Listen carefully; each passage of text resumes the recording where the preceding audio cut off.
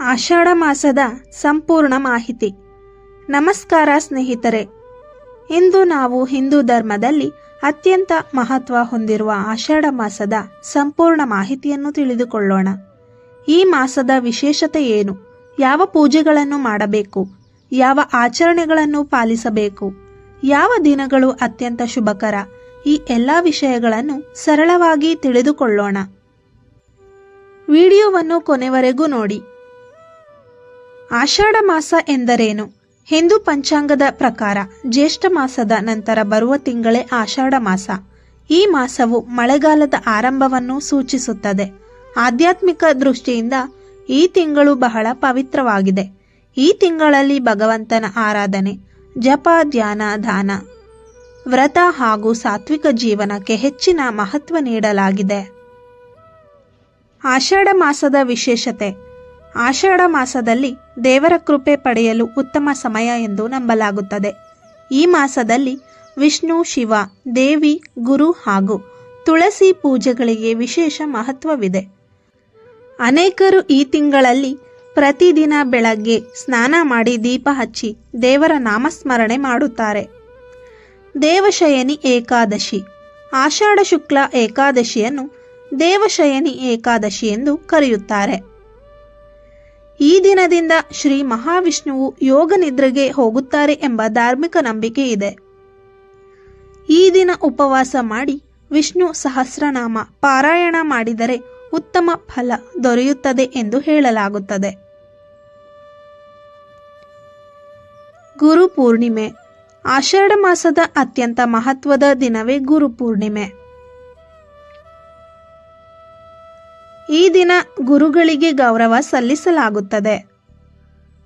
ನಮ್ಮ ಜೀವನಕ್ಕೆ ಜ್ಞಾನ ನೀಡಿದ ಗುರುಗಳು, ಶಿಕ್ಷಕರು ಹಾಗೂ ಹಿರಿಯರಿಗೆ ಕೃತಜ್ಞತೆ ಸಲ್ಲಿಸುವ ದಿನವಾಗಿದೆ.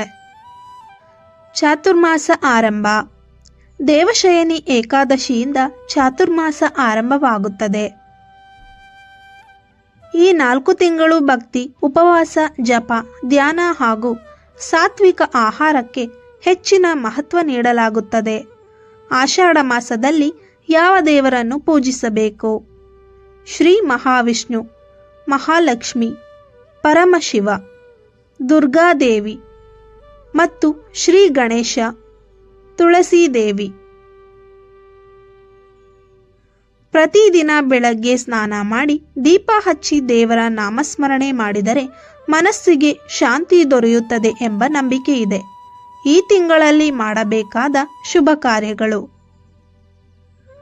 ಪ್ರತಿದಿನ ಸೂರ್ಯೋದಯಕ್ಕೂ ಮುನ್ನ ಏಳಲು ಪ್ರಯತ್ನಿಸಿ.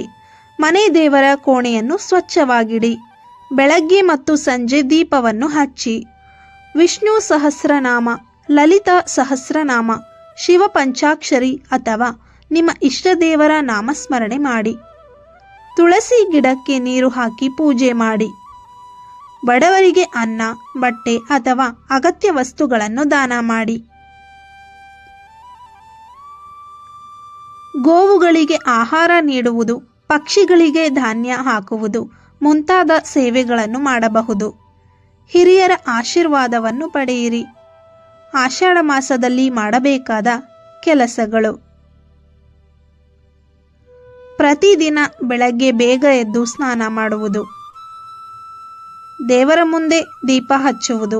ವಿಷ್ಣು, ಶಿವ ಹಾಗೂ ದೇವಿಯ ನಾಮಸ್ಮರಣೆ ಮಾಡುವುದು. ಮುಖ್ಯವಾಗಿ ತುಳಸಿ ಪೂಜೆ ಮಾಡುವುದು. ಸಾಧ್ಯವಾದಷ್ಟು ದಾನ ಮಾಡುವುದು. ಬಡವರಿಗೆ ಅನ್ನದಾನ ಮಾಡುವುದು. ಹಿರಿಯರನ್ನು ಗೌರವಿಸುವುದು. ಸತ್ಯ, ಪ್ರಾಮಾಣಿಕತೆ ಹಾಗೂ ಶಾಂತ ಜೀವನವನ್ನು ನಡೆಸುವುದು. ಈ ತಿಂಗಳಲ್ಲಿ ನೀವು ತಪ್ಪಿಸಬೇಕಾದ ವಿಷಯಗಳು. ಸುಳ್ಳನ್ನು ಮಾತನಾಡಬಾರದು.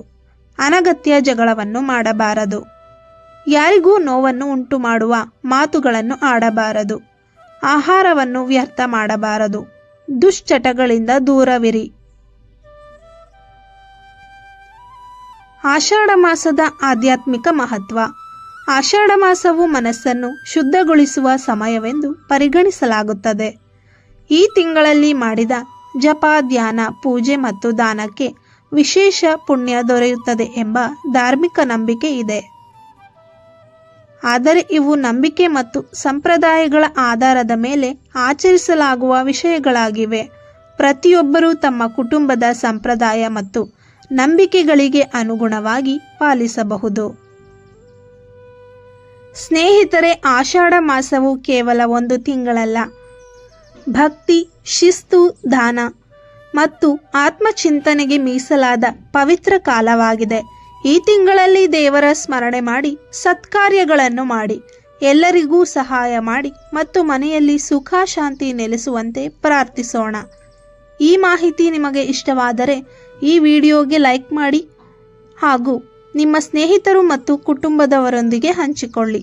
ಇಂತಹ ಧಾರ್ಮಿಕ ಹಾಗೂ ಉಪಯುಕ್ತ ಮಾಹಿತಿಗಾಗಿ ತಪ್ಪದೇ ನಮ್ಮ ಯೂಟ್ಯೂಬ್ ಚಾನಲನ್ನು ಸಬ್ಸ್ಕ್ರೈಬ್ ಮಾಡಿ.